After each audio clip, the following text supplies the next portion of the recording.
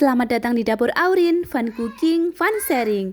Kali ini Dapur Aurin mau membuat roti sobek. Roti sobek ini ada juga yang menyebut dengan nama roti kasur. Kita sering sekali menjumpai roti ini di warung-warung terdekat atau di swalayan. Nah, ini biasanya kalau di perjalanan kita bisa membawanya sebagai cemilan pengganjal perut, betul tidak?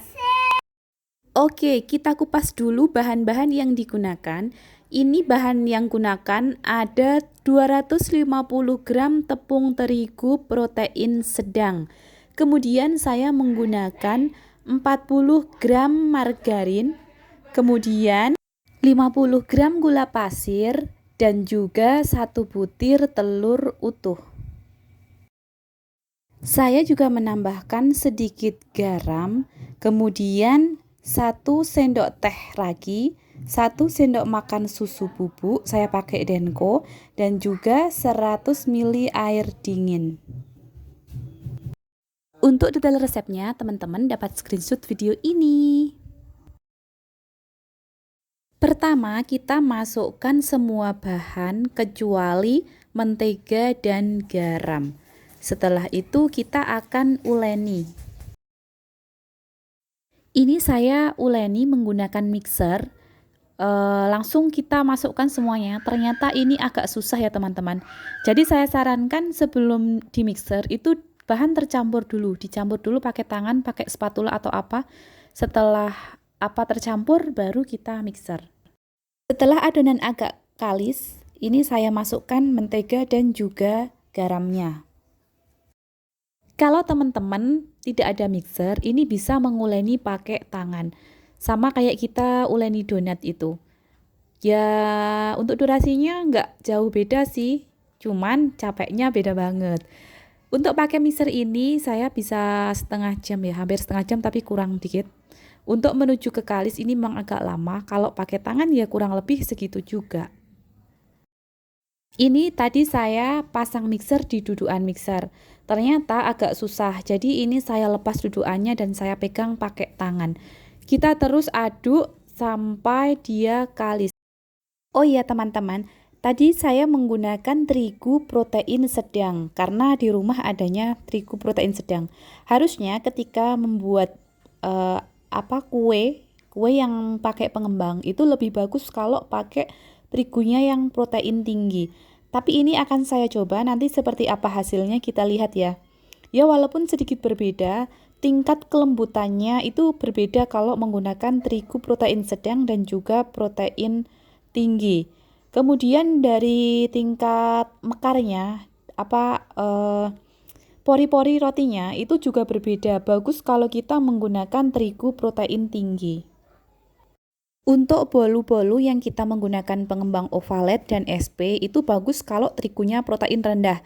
Kalau misalnya nggak ada rendah, kita pakai sedang masih bagus. Tapi untuk yang menggunakan ragi semacam Fermipan ini akan paling bagus menggunakan terigu yang protein tinggi. Kalau teman-teman tanya, terus nanti hasilnya bagaimana? Ya tetap jadi, tapi kurang maksimal. Tapi ini juga sudah bagus menurut saya nanti hasilnya. Sesuai yang saya harapkan, cuman kurang maksimal. Ini adonannya sudah hampir kalis ya teman-teman. Ini dilihat ketika saya menggerakkan ke kanan, adonannya ikut ke kanan. Saya menggerakkan mixer ke kiri, dia ikut ke kiri. Jadi dia sudah mulai menyatu. Cuman ini masih belum sempurna kalisnya karena dia masih ada lengket di pancinya. Nanti akan saya tambah lagi waktunya untuk menguleni ini. Ini saya bantu menggunakan spatula untuk menyampurkan dengan yang nempel di panci ini. Ini boleh berhenti-berhenti tapi jangan terlalu lama ya. Sama kayak ketika kita menguleni pakai tangan, kita kan mesti capek juga ya. Jadi boleh berhenti sebentar-sebentar. Yang penting nanti kita menuju ke kalisnya itu jangan terlalu lama berhentinya. Nah, kalau ini sudah kalis ini teman-teman. Jadi dia tuh sudah menyatu dan daya rekat dengan pancinya itu sudah berkurang ini. Meskipun ini belum benar-benar lepas dari panci, tapi ini sudah bisa dikatakan kalis. Nah, ini sudah benar-benar kalis teman-teman. Setelah ini akan saya hentikan proses menguleninya. Ciri-ciri adonan kalis itu kalau kita sentuh pakai tangan, kita pegang, itu dia tidak nempel di tangan, juga tidak lengket. Kemudian kalau kita tarik itu dia elastis dan tidak patah.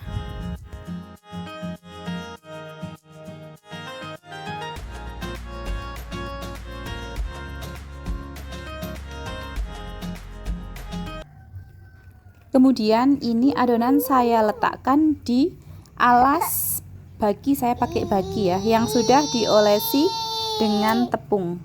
Kemudian ini saya mau bagi menjadi 16 bagian, karena nanti saya mau mengovennya pakai loyang persegi.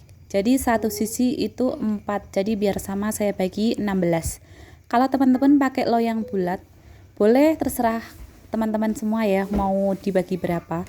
Untuk membagi 16, pertama saya bagi 2, lalu saya bagi 2 lagi, 2 lagi, 2 lagi, begitu.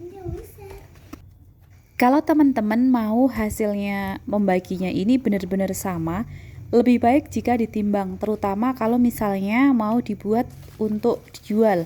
Jadi biar satu dengan lainnya itu benar-benar sama, ditimbang satu per satu. Kalau ini saya karena untuk konsumsi sendiri, jadi saya kira-kira aja. Setelah terbagi menjadi kecil-kecil kayak gini, lalu kita ratakan permukaannya dengan cara kita cubit-cubit.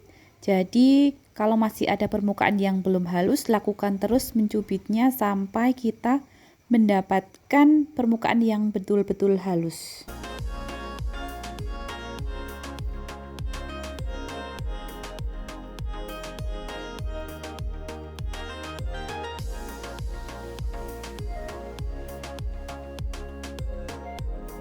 Ini sudah saya siapkan loyang persegi yang sudah saya olesi mentega, kemudian saya lapisi kertas minyak, lalu saya olesi mentega lagi permukaannya. Saatnya kita memasukkan isian. Nah, pertama kita pipihkan dulu adonan, kita ratakan supaya menjadi agak lebar, kemudian tengahnya kita isi dengan isian. Nah, ini saya menggunakan coklat butir kompon. Kalau mau lebih bagus, ini kita pakainya coklat filling, jadi kayak selai coklat itu. Hanya saja ini saya punya rasanya terlalu manis dan yang mau makan itu anak-anak, jadi saya khawatir ada masalah dengan giginya. Jadi saya pakai coklat butir ini yang tidak terlalu manis.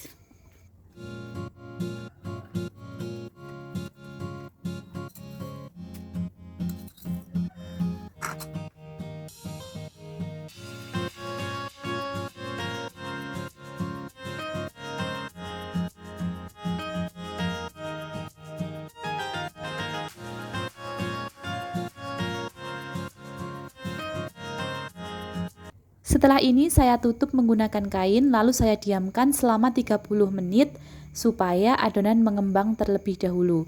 Nah, kalau teman-teman di luar cuaca panas, boleh sambil dijemur. Ini nanti akan lebih mempercepat proses proofingnya. Dan ini setelah 30 menit tadi saya buka, sudah mengembang 2 kali lipatnya, menjadi 2 kali lipatnya. Lalu di atasnya ini saya olesi dengan susu. Ini saya pakai susu bubuk yang saya enceri dengan air. Kalau teman-teman mau pakai susu full cream dienceri air boleh, atau susu UHT juga boleh. Yang penting kita olesi susu atasnya, nanti biar mengkilap. Ini saya sudah panaskan oven kira-kira 10 menit. Yang penting suhunya sudah benar-benar panas, baru kita masukkan adonan tadi ke dalam oven. Setelah loyangnya kita masukkan, kita kecilkan dulu apinya, jangan pol besarnya ya. Jadi apinya saya pakai api sedang. Ini saya panggang 10 menit. Setelah 10 menit lalu saya buka dan saya balik supaya matangnya merata dan tidak coklat sebelah. Setelah kita balik, kita tutup lagi dan kita panggang selama 10 menit. Jadi total memanggangnya adalah 20 menit dibagi ke dalam 2 sesi. Sekarang hasilnya seperti ini, sudah coklat di bagian luarnya. Ini saya matikan kompornya dan siap diangkat. Setelah kita keluarkan dari oven, ini bagian permukaan luarnya saya olesi dengan mentega supaya dia lembab dan tidak keras.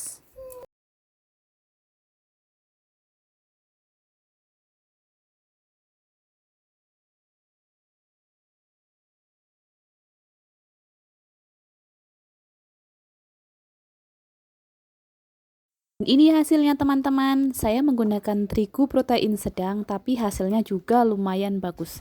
Silakan teman-teman bisa coba di rumah perbandingan menggunakan tepung terigu protein tinggi maupun protein sedang.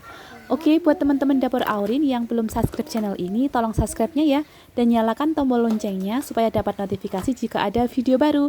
Jangan lupa bagikan di sosial media teman-teman supaya orang lain dapat menikmatinya juga. Selamat mencobanya di rumah. Bye-bye.